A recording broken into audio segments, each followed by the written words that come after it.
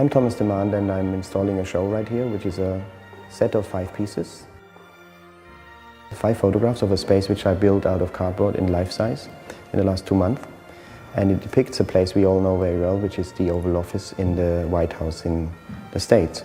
However, of course, it is not the White House and it is not the Oval Office. It's a sculpture I made of my idea and my understanding of the place, which we all know quite well from film and press and media and West Wing and all other kind of replications of that powerful space. It's all made out entirely of cardboard. The carpet is confetti. This is not Madame Tussauds, obviously. It kind of really stops in front of any detail.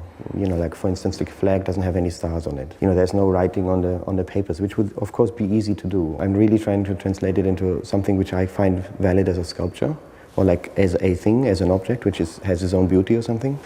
But what I'm aiming for is basically the point where you can recognize this place as a place, but also see something about the place which you haven't seen before.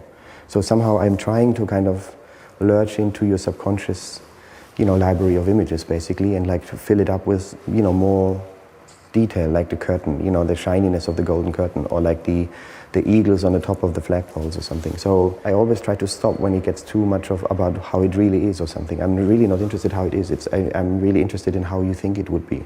Like every president, you realize that every president has a different interior designer, which is mostly the wife. So the old Bush, the Bush Senior, had a completely different setup, which was a bit more tasteful, I think, than the current one. But then, Clinton is also not beyond criticism because his interior design was very pompous and very much about power and representation. But he had a dark carpet, which I kind of find very good. And then, I took the curtains from George W. Jr. and George W. Bush Jr. And I put a few elements of Reagan in there, like the parquetry. And so I kind of basically made a hybrid of the place rather than a portrait of one president's office. So here you see like the fireplace, basically. Fireplace is quite enigmatic, and like when the Pope visited George W., he would, for instance, sit in front of the fireplace. We have a view from underneath the chair, the master's chair. It's kind of about power somehow, but it seems to be like, again, being in an impossible situation of photographing the place as you would be if you visit the President of the United States.